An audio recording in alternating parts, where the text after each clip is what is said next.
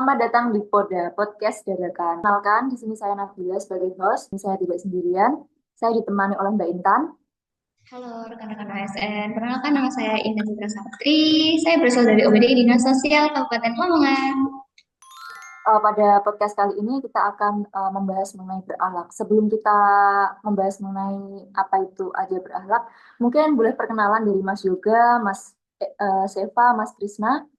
Yang pertama mungkin dari Mas Yoga, boleh perkenalkan diri. Baik, perkenalkan nama saya Yoga Dimasananta, biasa dipanggil Yoga ya.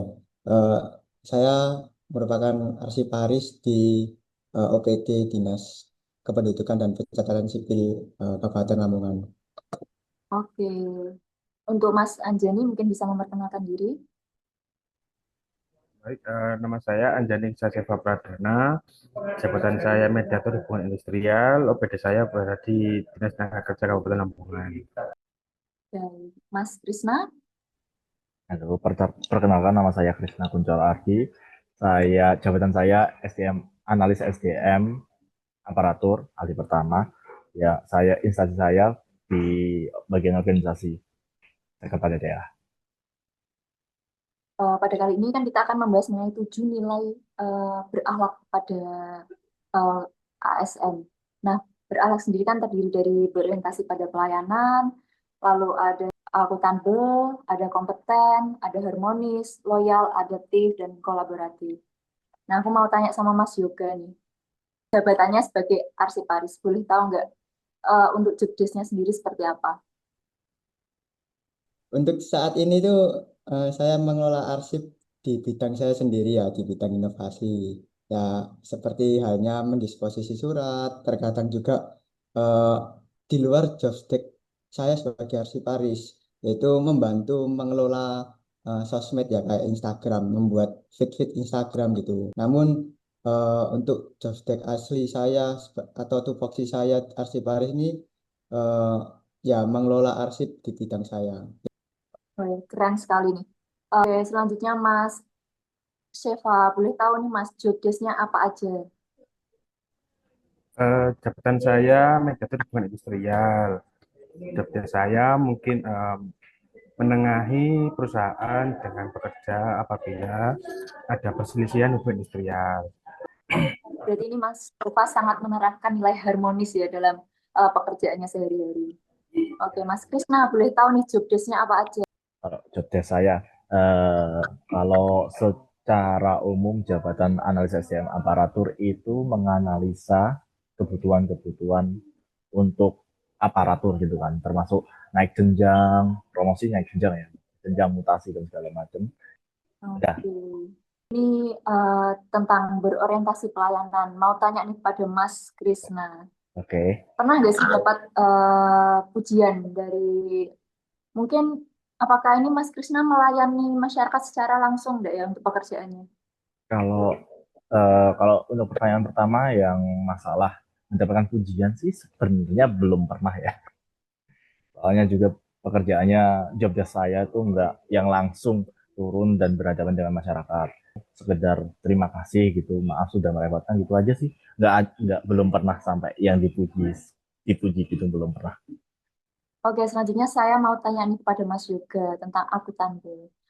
Menurut Mas Yoga, eh, adakah tantangan terbesar pada saat melakukan laporan progres kerja kah? Apa misalnya ada deadline yang mepet atau kendala yang terjadi tapi tidak pada kendali kita? Bagaimana, Mas?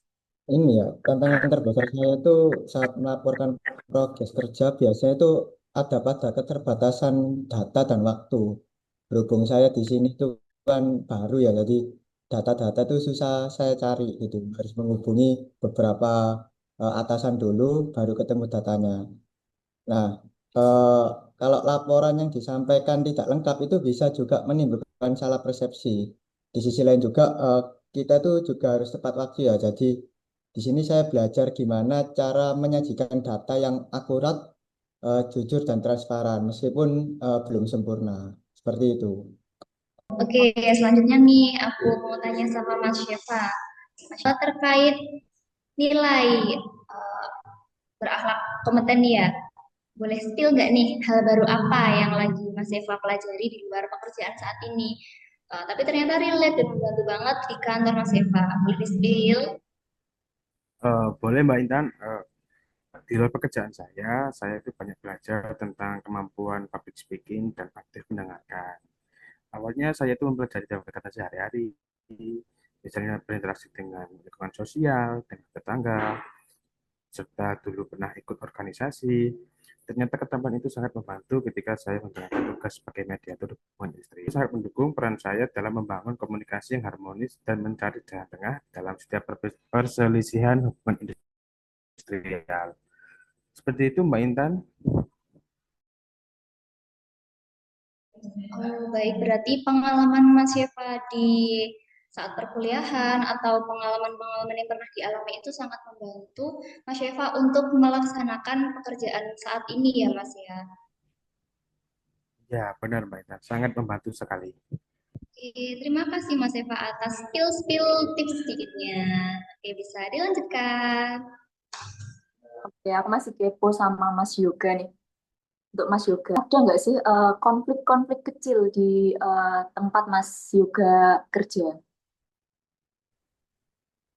Konflik ya, tentunya ada.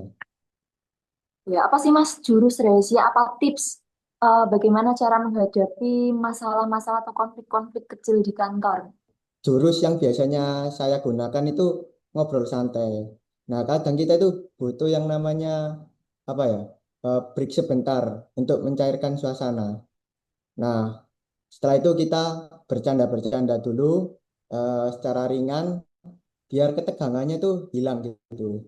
Nah, setelah itu kita ngobrol baik-baik mencarikan solusi, bukan mencari siapa yang salah maupun siapa yang benar. Terima kasih nih Mas Yoga atas tips-tips menariknya.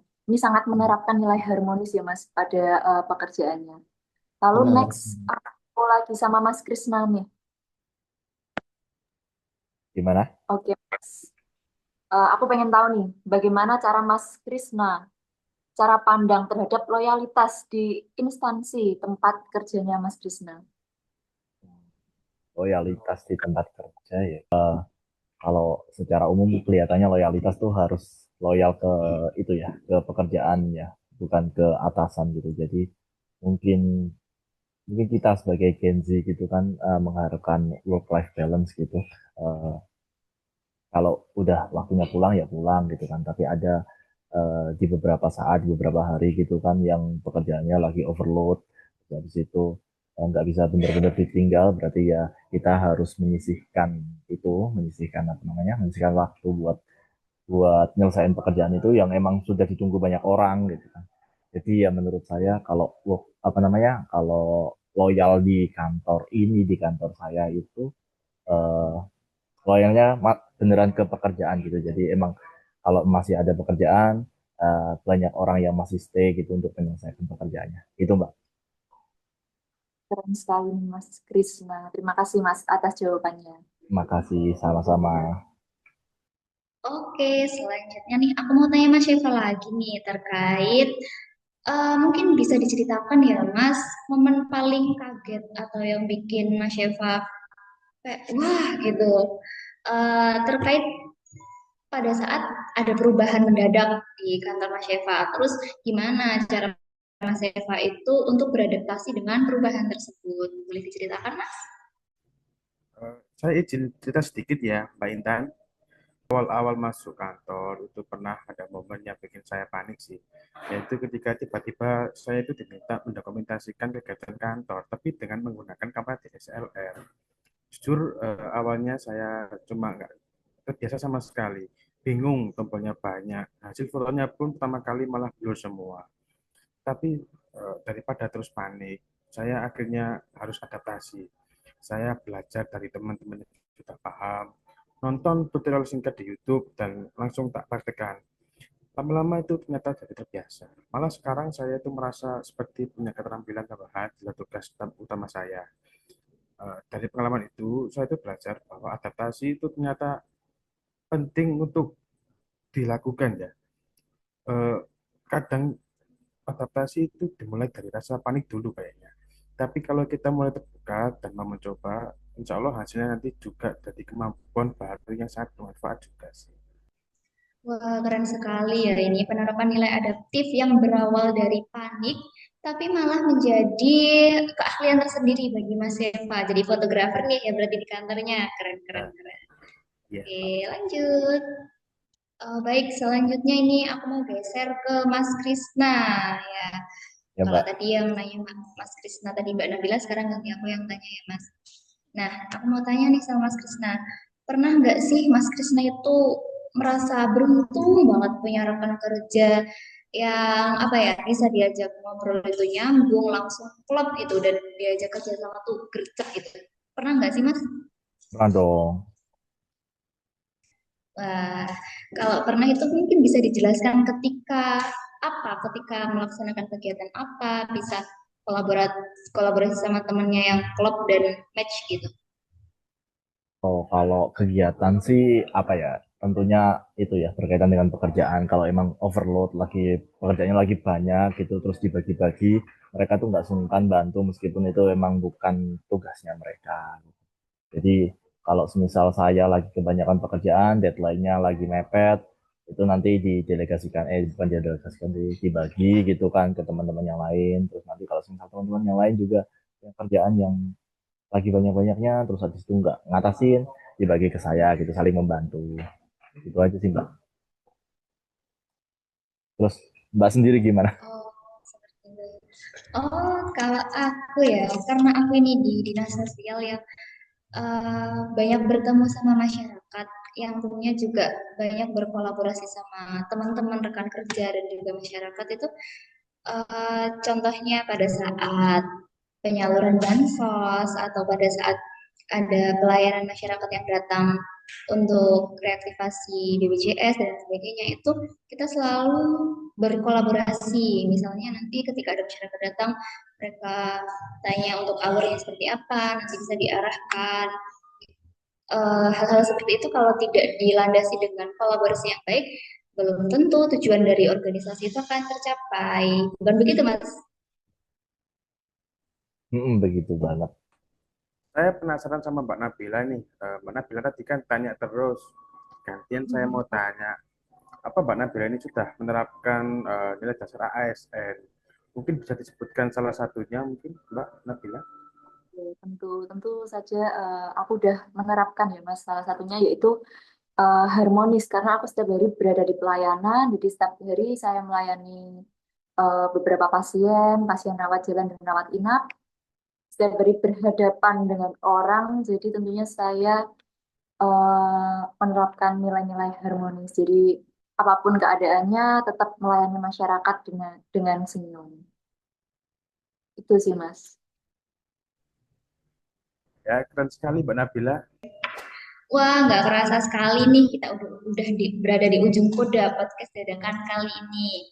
Nah, disampaikan terima kasih kepada teman-teman ASN yang sudah berkenan membagikan tips dan pengalamannya di sini.